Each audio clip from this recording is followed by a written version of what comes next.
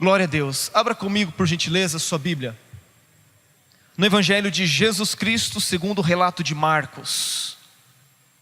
Capítulo de número 10.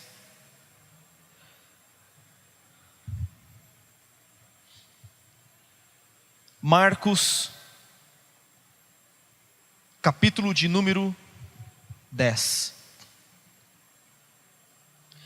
Vamos fazer a leitura do versículo 17 em diante, do versículo 17 ao versículo 22.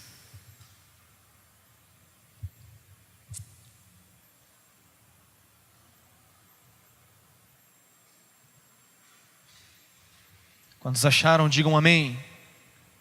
Sem ter achado pelo telão, né? Diz assim a palavra de Deus: E pondo-se Jesus a caminho, correu um homem ao seu encontro e, ajoelhando-se, perguntou-lhe: Bom mestre, que farei para herdar a vida eterna? Respondeu-lhe Jesus: Por que me chamas bom? Ninguém é bom senão um que é Deus. Sabes os mandamentos: não matarás, não adulterarás, não furtarás, não dirás falso testemunho, não defraudarás ninguém, honra a teu pai e tua mãe. Então ele respondeu: Mestre, tudo isso tenho observado desde a minha juventude. E Jesus, fitando-o, o amou e disse: Só uma coisa te falta. Vai, vende tudo o que tens, dá-o aos pobres e terás um tesouro no céu. Então, vem e segue-me. Ele, porém, contrariado com esta palavra, retirou-se triste, porque era dono de muitas propriedades. O Evangelho de Lucas diz que ele era riquíssimo. Esta história, queridos, é conhecida como a história do jovem rico. Na verdade, essa história, este relato, ele está registrado nos evangelhos sinóticos, né? Aquilo que na teologia nós chamamos de evangelhos sinóticos. Aqueles que estudaram o Novo Testamento neste semestre, eles são obrigados a saber o que são os evangelhos sinóticos. Alguém aqui se recorda que são os evangelhos sinóticos? São os evangelhos semelhantes, né? Nós vemos no Novo Testamento os evangelhos de Mateus, Marcos, Lucas e João. E apenas os evangelhos de Mateus, Marcos e Lucas são chamados de evangelhos sinóticos ou evangelhos semelhantes. Você vai observar que esta passagem, né, ela está registrada apenas nesses três evangelhos. O evangelho de João, como é um evangelho singular, distinto, diferente dos demais, não registra essa passagem. E é interessante que apenas o evangelho de Mateus diz que este homem que foi ao encontro de Jesus era um jovem. O Evangelho de Marcos, o texto que nós lemos, diz que era um homem. Já no Evangelho de Lucas, diz certo homem de posição. Então, você pode escolher chamá-lo de jovem rico, como nós conhecemos, né? Costumeiramente falamos que era um jovem rico, mas era um rapaz, um homem, um moço que deveria ter ali, de repente, os seus 30 ou 35 anos, não é? E é muito interessante, queridos, que a Bíblia fala a respeito do encontro deste homem com Jesus. E tinha tudo para dar certo o encontro deste homem com Jesus. Preste atenção em alguns detalhes. Ele foi a Jesus, ou seja, ele foi a pessoa certa. Versículo 17 diz isso: ele foi a Jesus com pressa. A Bíblia diz que não apenas foi a Jesus, mas ele correu até Jesus.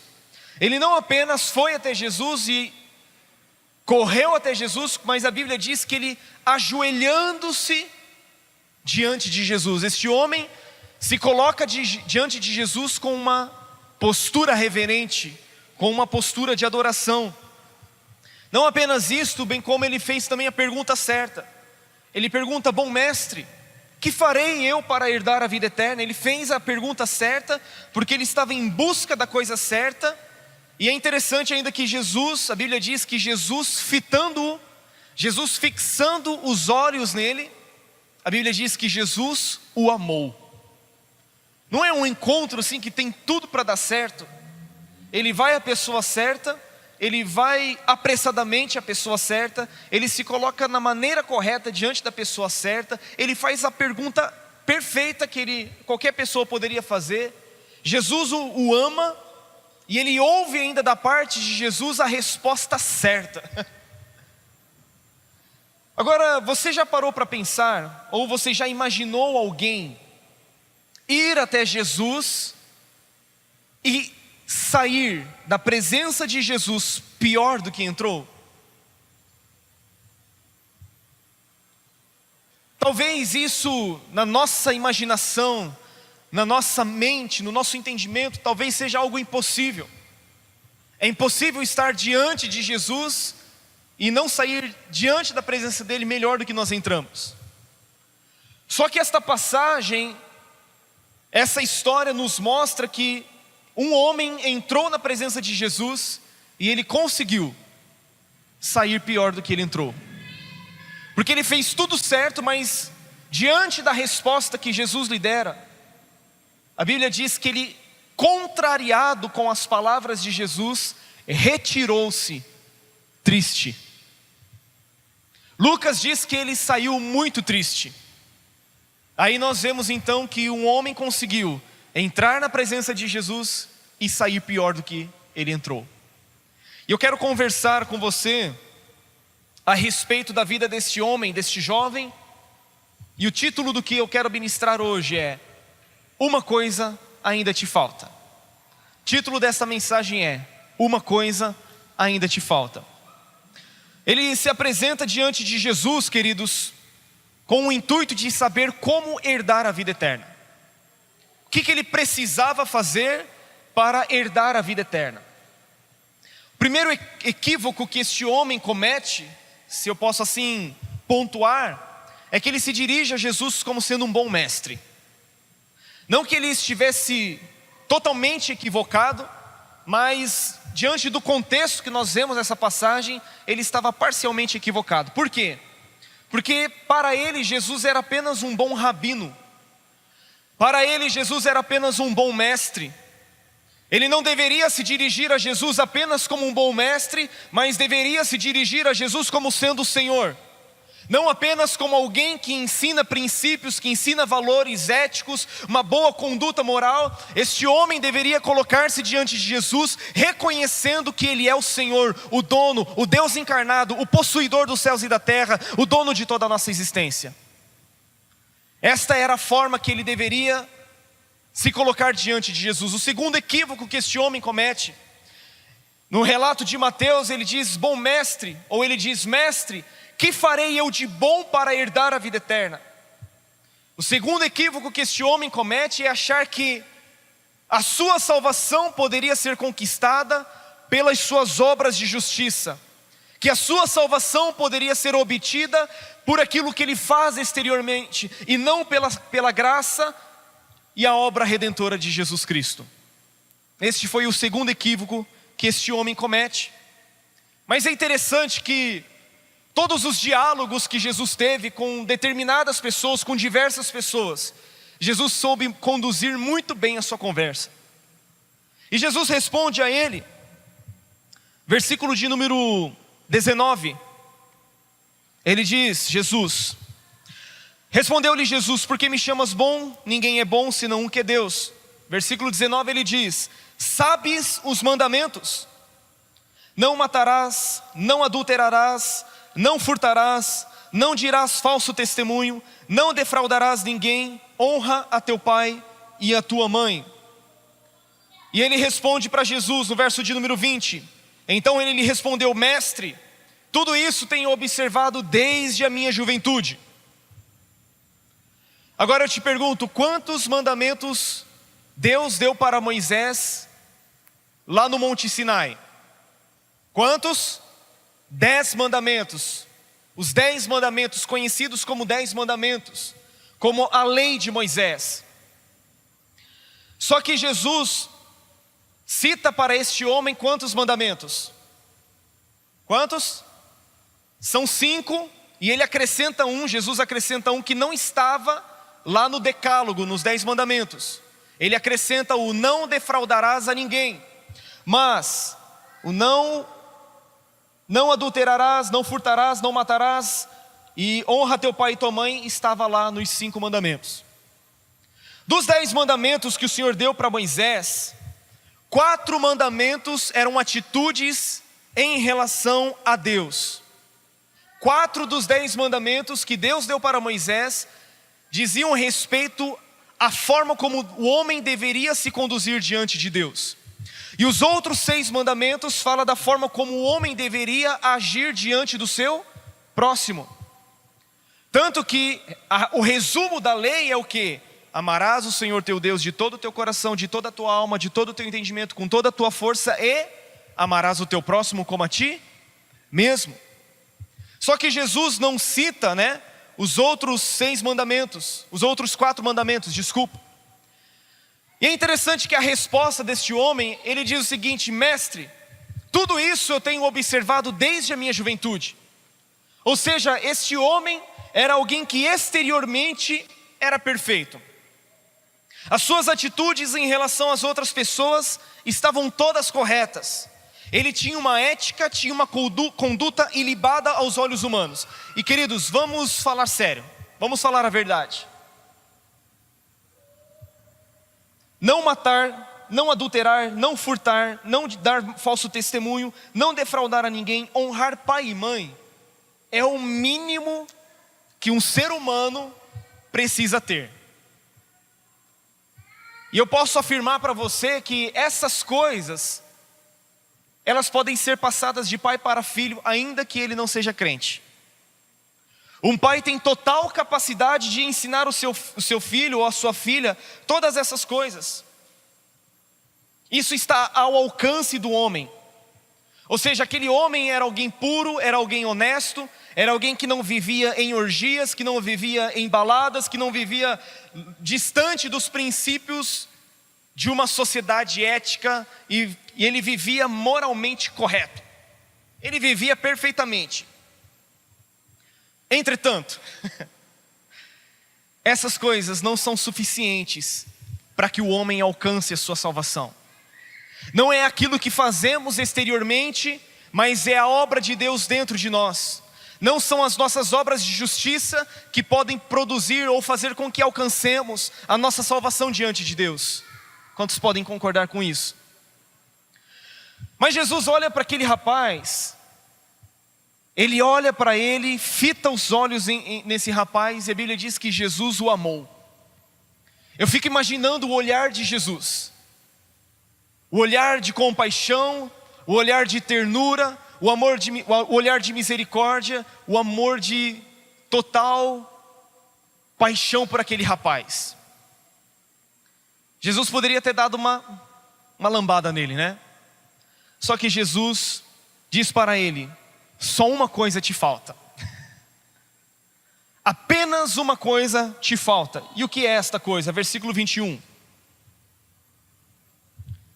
Ele diz: só uma coisa te falta, vai, vende tudo o que tens, dá-o aos pobres e terás um tesouro no céu, então vem e segue-me.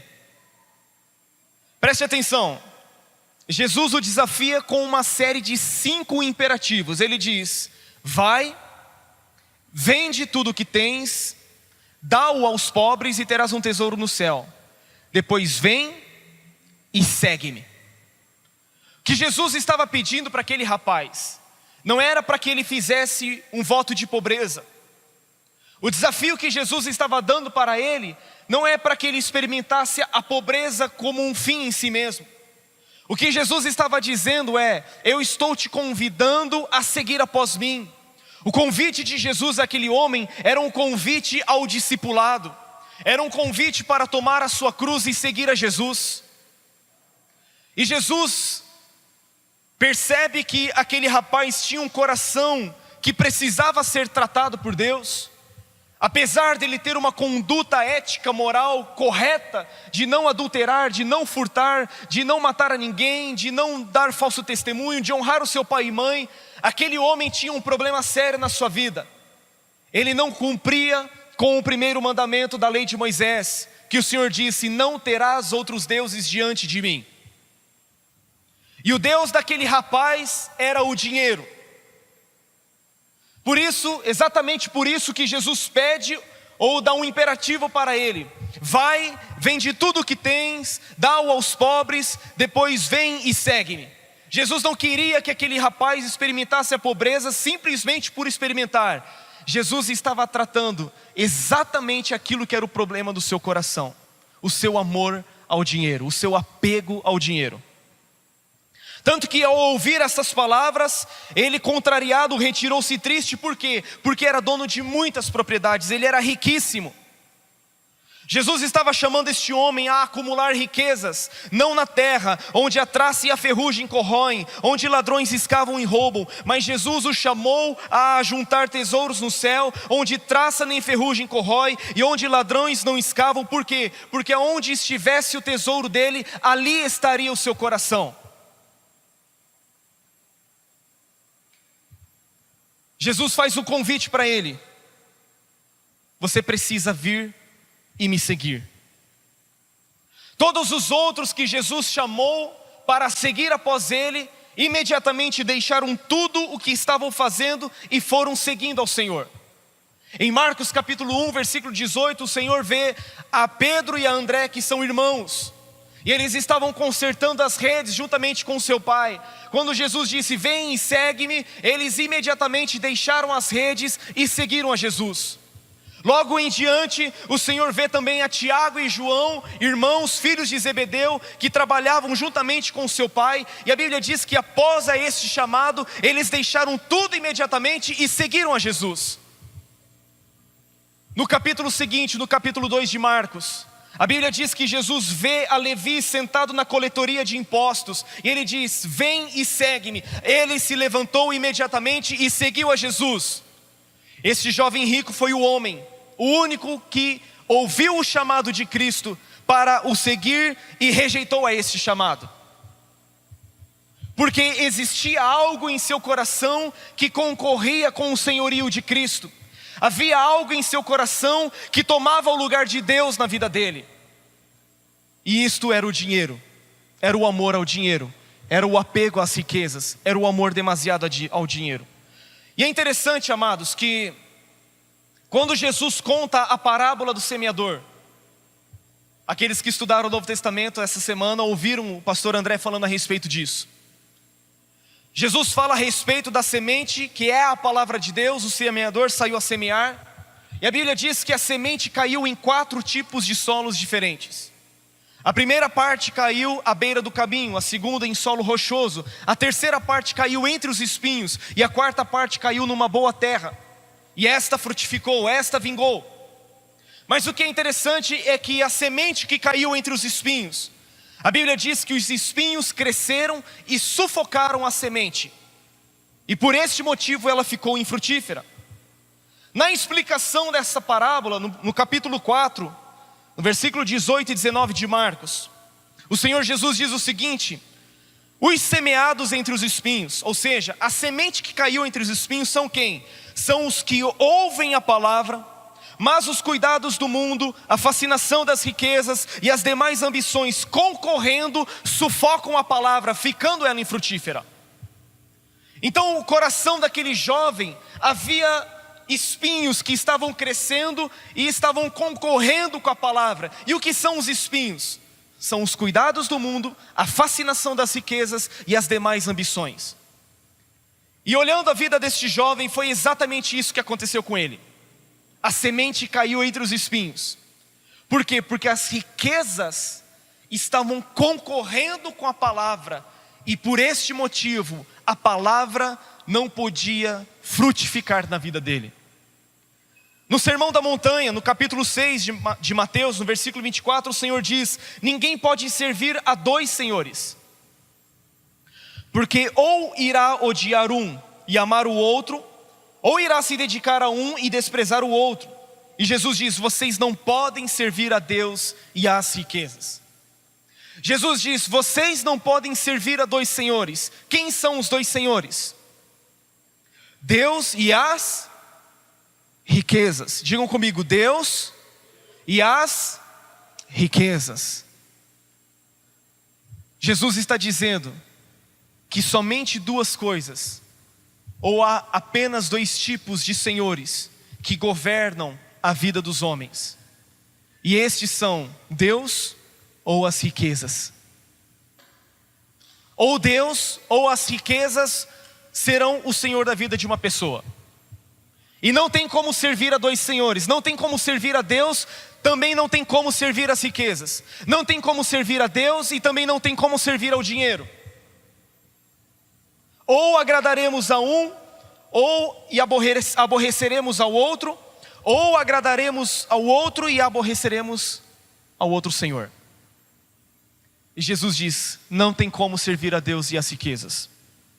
Essa é a única coisa que Jesus chama de Senhor na Bíblia, e compete com Deus pelo coração do homem. Queridos, você sabe quem é o maior dono de escravos em todo o mundo? Quem é o maior possuidor de escravos em todo o universo, em todo o mundo? O dinheiro. O dinheiro é um ótimo empregado, mas é um péssimo patrão. Eu sempre digo que o problema não é o crente ter dinheiro. O problema é o crente ser possuído pelo dinheiro. O problema não é o dinheiro em si, o problema é o amor ao dinheiro, porque o amor ao dinheiro é a raiz de todos os males. O problema não é você ter dinheiro no bolso, o problema é você ter o dinheiro no seu coração. O problema é você carregar o dinheiro no seu coração. Este jovem, queridos, estava permitindo com que o dinheiro governasse a sua vida. Ele estava permitindo com que o dinheiro fosse um Deus em sua vida. Muitas vezes nós olhamos a nossa vida e pensamos: bom, eu já não tenho mais imagens de escultura dentro da minha casa. Eu não tenho dentro da minha casa ídolos de ouro, de prata, de madeira, de pau. Eu não tenho esse tipo de idolatria na minha vida. Só que, queridos, talvez o nosso problema, ou talvez o seu problema não seja o dinheiro em si, mas talvez seja o ídolo do seu coração. Talvez você não tenha ídolos de madeira, de ouro, de prata ou de pau, mas talvez você tenha ídolos no seu coração. E lá no livro do profeta Ezequiel, no capítulo 14, no versículo 3, o Senhor fala exatamente com a nação de Israel a respeito de ídolos do coração. O texto diz assim: filho do homem, estes homens levantaram seus ídolos dentro do seu coração, tropeço para a iniquidade que sempre tem eles diante de si. Então às vezes não adoramos e não nos prostramos diante de imagens, e glória a Deus por isso. Mas muitas vezes há ídolos em nosso coração, que são coisas que concorrem com Deus na nossa vida. Talvez o seu problema não seja o dinheiro. Talvez você se contraria com as palavras de Jesus, não por causa do dinheiro, porque você pode até ter essa questão resolvida em seu coração. Mas talvez aquilo que está concorrendo com Deus em sua vida, pode ser o seu trabalho, pode ser a sua profissão, pode ser a sua família. São coisas que Deus deseja abençoar, são coisas que Deus deseja frutificar, são coisas que Deus deseja multiplicar em sua vida. Mas se elas estiverem tomando o lugar do Senhor na sua vida, em seu coração, isso está se tornando um Deus, está se tornando um Senhor na sua vida. Tudo aquilo que concorre com o senhorio de Cristo na sua vida se torna um ídolo dentro do seu coração, ainda que seja algo que o Senhor queira abençoar. Quantos estão entendendo? E Jesus diz no versículo 23, olhando ao redor, disse aos seus discípulos: quão dificilmente entrarão no reino de Deus os que têm riquezas. Versículo 23. Os discípulos olham para Jesus e estranham estas palavras. Mas Jesus insistiu em dizer-lhes, versículo 24: filhos, paciência de Jesus era tremenda. Ele responde com amor, com paciência, com toda a ternura, com toda a compaixão àquele jovem rico. Mesmo tendo contrariado aquilo que Jesus fala, ele sai triste e vai embora. E Jesus faz essa afirmação: quão dificilmente entrará no reino de Deus aqueles que têm riquezas. Seus discípulos estranham, e Jesus novamente, paciente, misericordioso, cheio de ternura, diz: filhos, quão difícil é para os que confiam nas riquezas entrar no reino de Deus. Ele usa uma linguagem, ele usa uma expressão assim bem extrema. É mais fácil passar um camelo pelo fundo de uma agulha do que entrar um rico no reino de Deus. Os discípulos ficaram maravilhados. Quem pode ser salvo então? E Jesus diz: os impossíveis dos homens são possíveis para Deus. Queridos, Jesus está dizendo a respeito daqueles que confiam nas riquezas, aqueles que depositam a sua esperança nas riquezas. Veja comigo em 1 Timóteo capítulo 6, versículo 9 e versículo 10.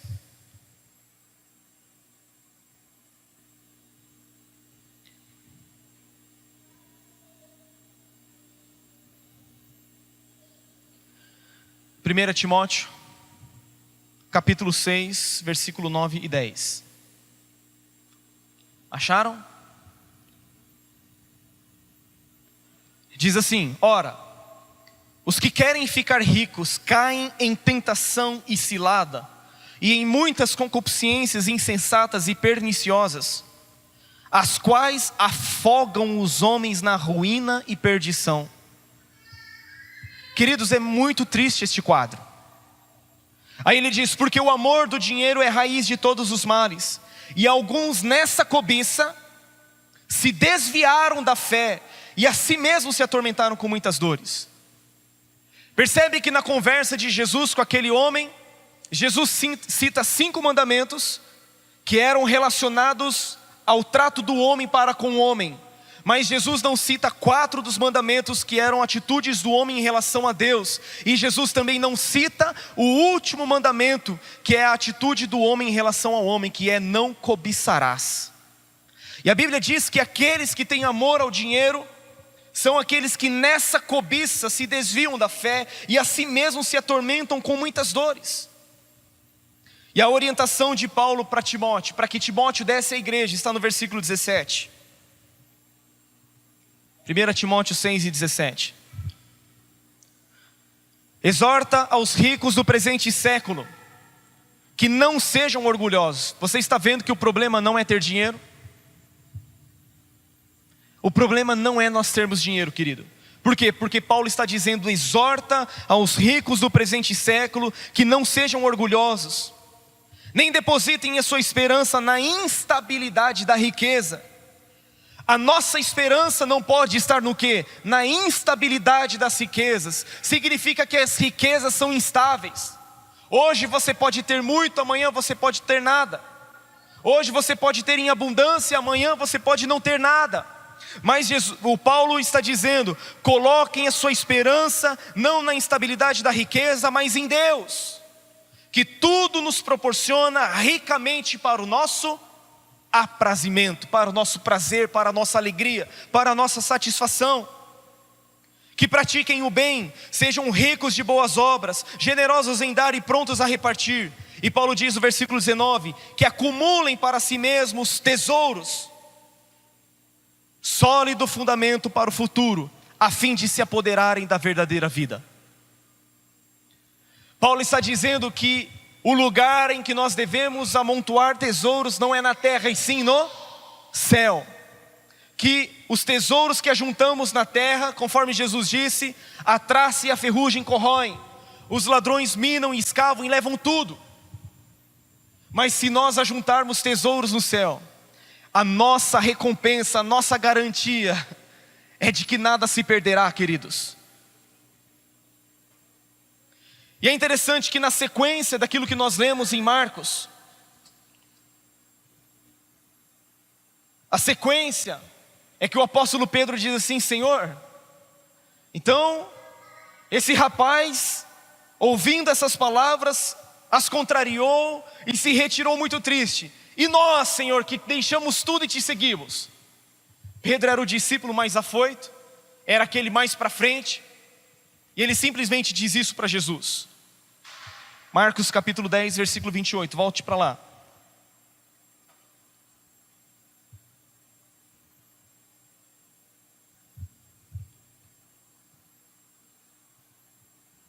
Olha só, verso 28, Pedro começou a dizer-lhe: eis que nós tudo deixamos e te seguimos.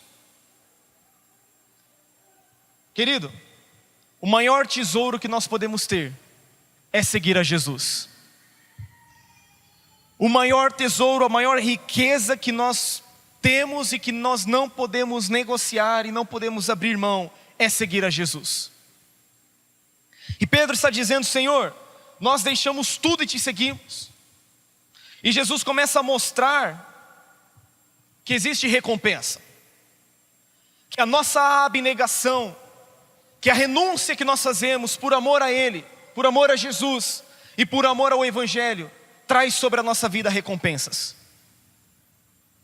Aquilo que nós colocamos aos pés do Senhor, que está concorrendo com Ele na nossa vida, quando nós renunciamos, quando nós deixamos aquilo que está nos roubando de Deus, isso certamente trará recompensa sobre a nossa vida.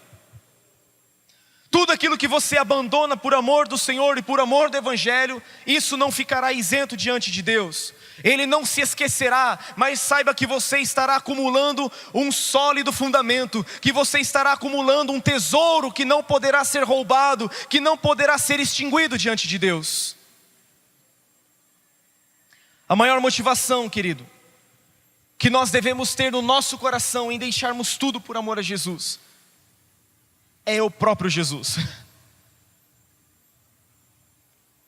A maior motivação que precisa pairar sobre o nosso coração em deixar tudo, não é a nossa própria recompensa, mas sim é por amor a Jesus e por amor ao Evangelho. Conforme eu disse, às vezes o seu problema não é o dinheiro, talvez seja o seu trabalho, a sua profissão, o status social, o orgulho, a mentira, a inveja, o lazer, ou qualquer outra desculpa que você possa estar usando como justificativa para não seguir a Cristo de maneira intensa, de maneira efetiva. Será que de repente nós também não nos entristeceríamos com Jesus se Ele dissesse para nós aquilo que Ele disse para o jovem? Qual seria a nossa reação? Qual seria a nossa postura em relação às palavras de Jesus? Em relação àquilo que Ele pediu para aquele rapaz? Conforme eu disse, Jesus não estava chamando ele para a pobreza, Jesus estava o chamando à obediência. Jesus fez o convite do discipulado: negue-se a si mesmo, tome a sua cruz e venha após mim.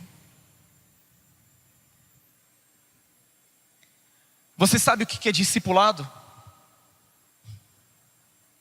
Você sabe o que é seguir a Jesus?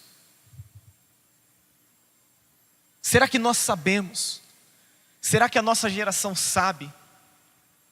Será que os crentes do Brasil sabem o que é seguir a Jesus? O que é ser discípulo de Jesus? Lucas capítulo 14, versículo 26 e 27. Para a gente ganhar tempo, acompanhe apenas no telão e tome nota. Lucas capítulo 14, versículo 26 e 27, Jesus diz: grandes multidões o acompanhavam.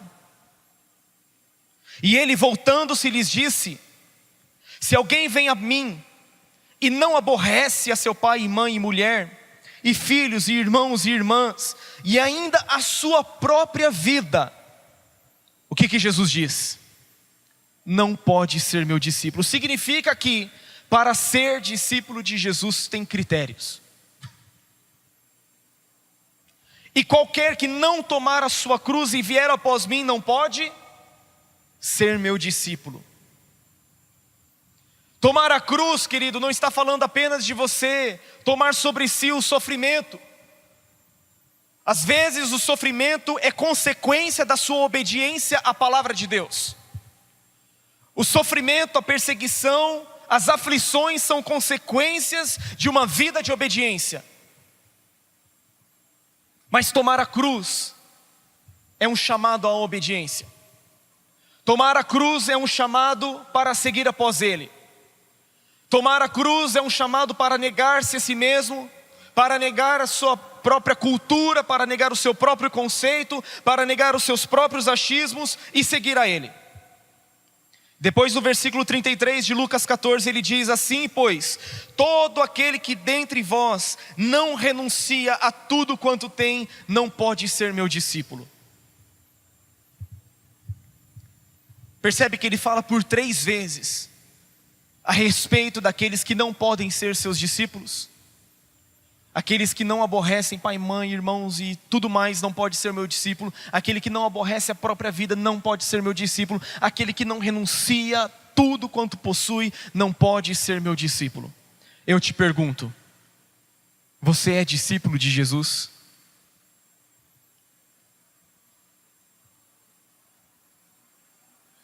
E Jesus nos mostra que tudo aquilo que nós renunciamos por amor a Ele e por amor ao Evangelho traz sobre a nossa vida recompensas. Toda renúncia que nós fazemos por amor a Ele e por amor do Evangelho traz sobre a nossa vida recompensas. Traz recompensas, ele diz no capítulo 10 de Marcos, no versículo 30 novamente, lá no texto inicial. Tornou Jesus: em verdade vos digo, que ninguém há que tenha deixado casa, ou irmãos, ou irmãs, ou mãe, ou pai, ou filhos, ou campos por amor de mim e por amor do Evangelho, que não receba, ele diz, já no presente, digam comigo, já no presente. Ou seja, já existe uma recompensa prometida por Jesus no presente. Quando nós renunciamos e abrimos mão daquilo que está nos roubando do Senhor, Ele desde já promete recompensa sobre a nossa vida. Que não receba já no presente o cêntuplo, ou seja, você receberá 100 vezes mais casas, irmãos, irmãs, mães, filhos e campos com perseguições. Eu estou dizendo para você que quando você renuncia aquilo que precisa ser renunciado, quando você nega a si mesmo, toma a sua cruz e segue a Jesus, existe desde já uma recompensa para o tempo presente. Ele promete para você campos, Ele promete para você pai, Ele promete para você mãe, Ele promete para você muitos irmãos, Ele promete muitas coisas para você já no tempo presente. Queridos, os quase 14 anos que eu estou seguindo a Jesus, eu tenho recebido muitas recompensas desde já. Só que eu nunca fiz isso pelas recompensas. Eu fiz por amor a Ele, por amor ao Evangelho. Jesus diz: vocês receberão muitas recompensas, vocês receberão casas. Querido, houve um tempo da minha vida que eu precisava me hospedar na casa de pessoas. Eu me recordo de famílias que me receberam em suas casas como filhos. Porque Jesus está dizendo: se você renunciar tudo quanto você tem, você receberá 100 vezes mais de campos, de casas, de pais, de mãe, de filhos, de irmãos. Quantos irmãos o Senhor tem me presenteado? Eu amo a minha família terrena. Os meus pais, o meu irmão, minha irmã, eu amo eles. Só que por causa da renúncia, o Senhor tem nos permitido experimentar muito além daquilo que é material, daquilo que é natural. Ele tem nos dado outros pais espirituais. Ele tem nos dado irmãos espirituais. Ele tem nos dado, famílias que, são verdadeiros laços, que são verdadeiras alianças que nós temos no reino de Deus. Porque tudo o que você renuncia por amor a Jesus e por amor ao Evangelho não passa batido diante de Deus. Você recebe a recompensa. E Jesus diz que tudo isso virá com perseguições. Até as perseguições a gente recebe como recompensa. Porque não tem como viver uma vida piedosa e não sofrer perseguições. O apóstolo Paulo, na sua segunda carta a Timóteo, capítulo 3, versículo 12, se eu não estiver errado, diz que todos quantos querem viver piedosamente padecerão perseguições. Hoje o nosso país é um país em que o evangelho pode ser pregado livremente, onde nós temos aqui a liberdade de cultuar a Deus em público, onde nós podemos alugar um salão e nós podemos pregar o evangelho, nós podemos professar a nossa fé, nós podemos adorar a Deus em público, nós podemos fazer o que quiser aqui, querido, em relação à nossa vida com Deus. Mas eu te pergunto, se baixasse uma perseguição daquelas sobre o Brasil, você se manteria firme em Jesus? Estava contando para minha mãe hoje, na hora do almoço, na casa dela, que 50 anos depois da morte, da ressurreição e da ascensão de Jesus ao céu, em um determinado período da história da igreja, faltou madeira na cidade de Roma para crucificar os cristãos.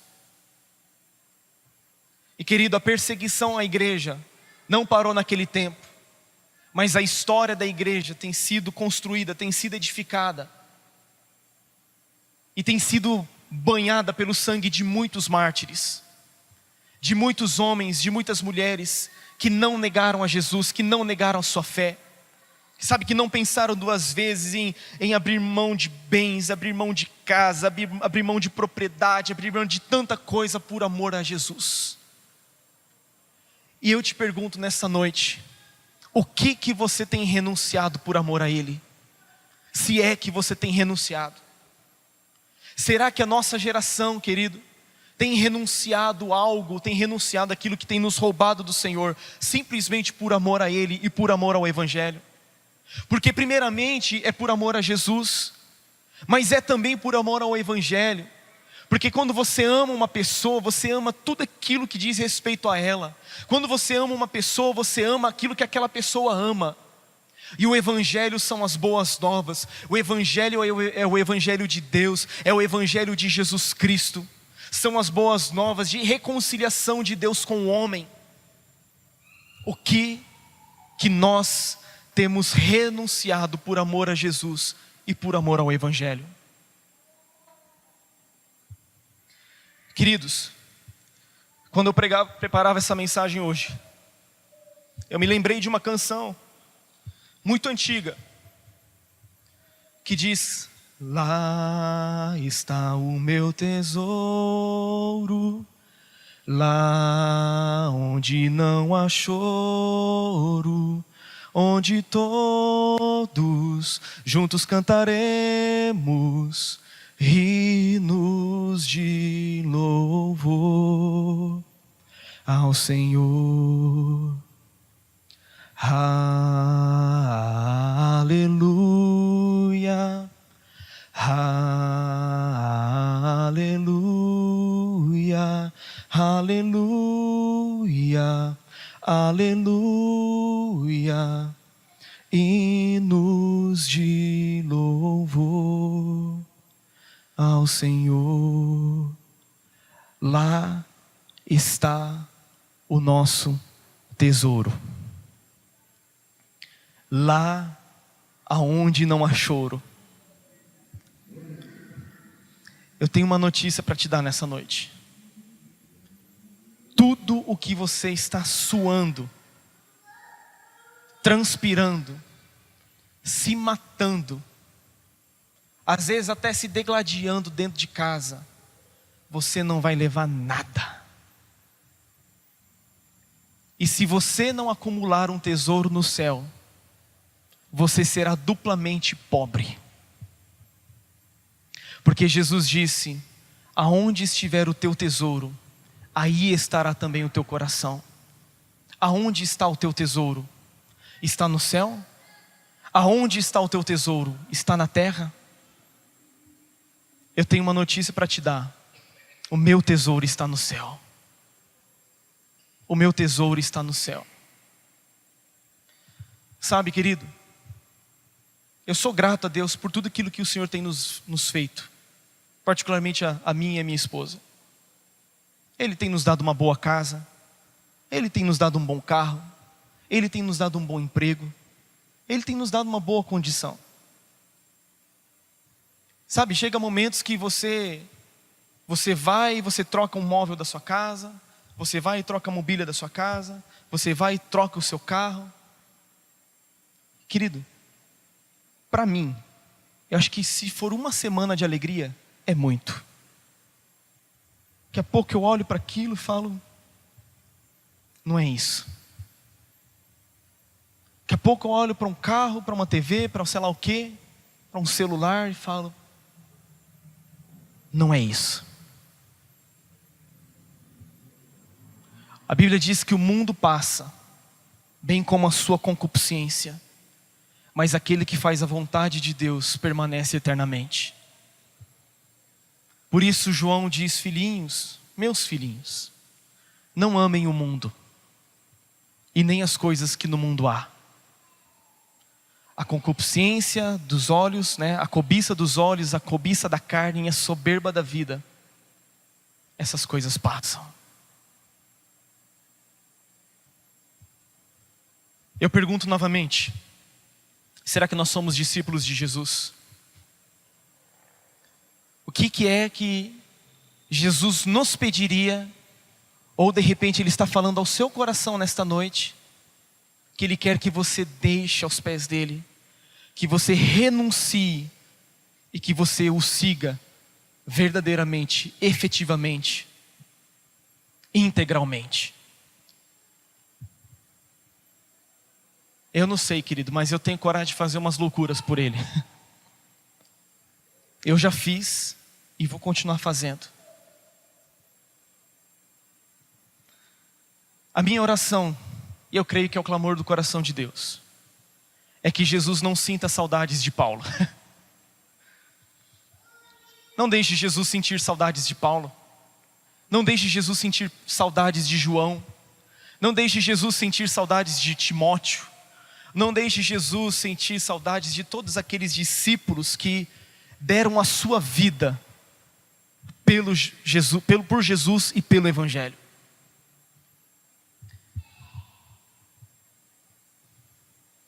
Amém? Já dizia o apóstolo Luiz Hermínio, avivamento não é quando você sai feliz com o pregador, é quando você sai triste consigo mesmo. E esse é meu desejo, porque eu estou triste comigo mesmo. Coloque-se em pé, vamos ficar de pé para parecer que está acabando. Sabe, a nossa pátria está nos céus, de onde aguardamos o nosso Salvador. A Bíblia fala a respeito dos patriarcas, dos heróis da fé, daqueles que buscavam uma pátria superior, uma cidade celestial, da qual Deus é o arquiteto e fundador.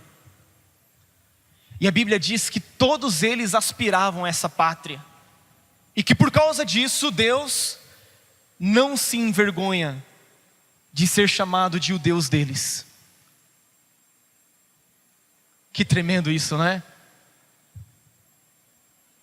Deus olhar para a terra, ver Abraão, Isaac e Jacó, os pais da nação de Israel, os patriarcas, os pais da fé, e dizer: filhos, eu não me envergonho de ser chamado Deus de vocês, porque vocês estão buscando uma pátria superior.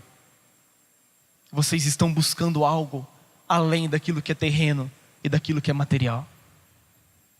Feche os seus olhos. Feche os seus olhos.